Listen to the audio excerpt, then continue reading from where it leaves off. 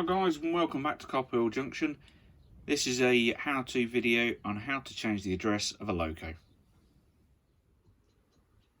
So we've moved over to the workbench now, and what we're going to do is we're going to reprogram the loco with the number 22. I do this with all my locos, give them the last 3 digits of the loco itself. In this case it's 022, so it will just be the last 2 digits. That way I know that if I do forget which address they are by memory, all I have to do is look at the side of the loco and then it'll give me the number it is. That way it keeps them uniform for my layout. I know others do it in differently, but that's what I do for myself. So what we're going to do is we're going to get the programming track out and then we'll run through that for you. Okay, now the loco is on the programming track itself. My programming track is a little bit different to everybody else's. Normally, a lot of people have just a separate track to the main layout itself. A lot of people do have it incorporated in the layout, but what I've got mine on is a little pull-out drawer. That way, it's hidden, it's out of the way, but it's easy accessible if I need it, and I don't have to do anything else. The loco fits on there nice and neatly, and there is plenty of space. I mean, I've got on there a good 3-finger width between each edge, so I know the loco's safe on there. It's not going anywhere. So getting into the actual programming itself, quite a simple task. I use the Gauge Master.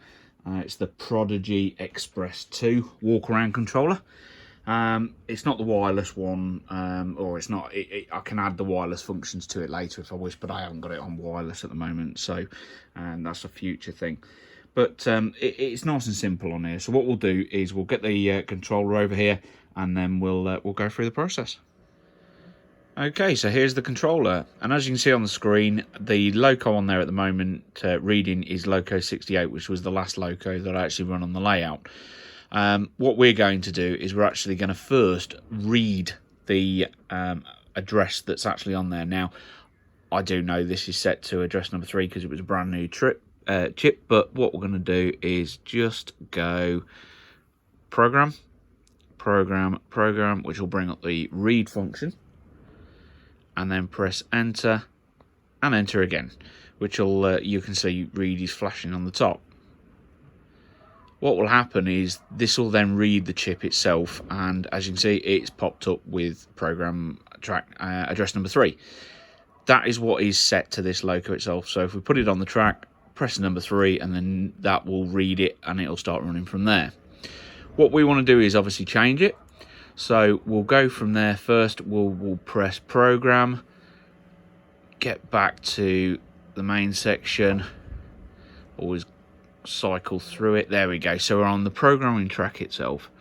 I'm going to press enter there, and then it's going to ask for the address. So I always do this to be safe. So 022 is what we want to set it to, and then I'm going to press enter.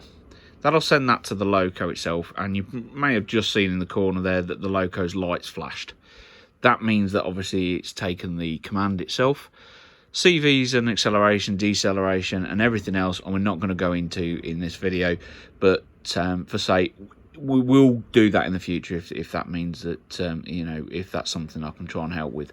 But for now, what we're going to do again is that should, fingers crossed everything's gone right okay, we're going to press programming track again, which comes up program track at the top, enter and enter again,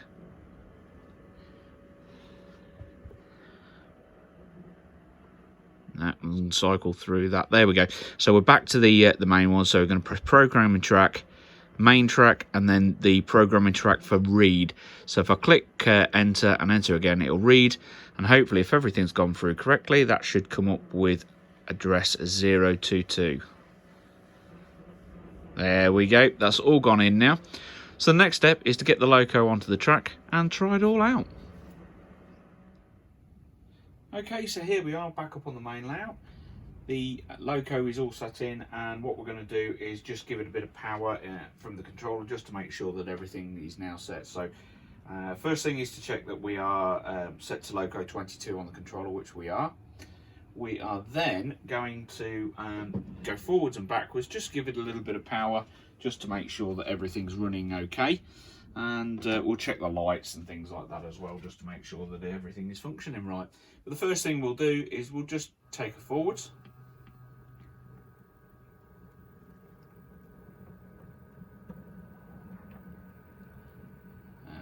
And then we'll bring her backwards.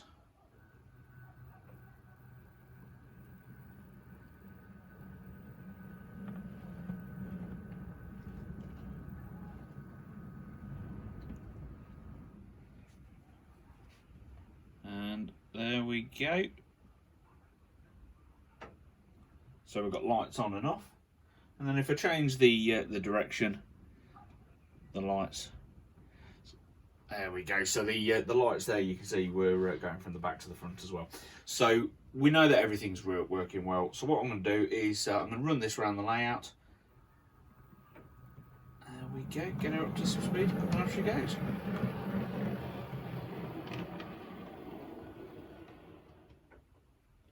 And there we have it. Nice and simple job done. So the loco, as we said, has got its own address now. So when we type it into the controller, it will run individually without 2 or 3 locos running on the same address. Gives the individuality, which is really good with DCC, which is the reason why nearly everybody goes for it. There are a lot of purists out there that still stick with the old DC. Which is great if that works for you and that's what you want, brilliant. But obviously with DCC, it just opens up the world of possibilities for what you can do. So it leaves me to say thanks again for watching. If there's any questions regarding this, please give us a quick call, and if I can help, I'll answer where I can. Other than that, if you did like what you see and you're not subscribed, please feel free to do so. And click the little bell to get the notifications when I do put out a new video. And like I say, if you've got any questions regarding this, please leave them below and I'll do my best to get back to you. So thanks again and take care. Bye bye.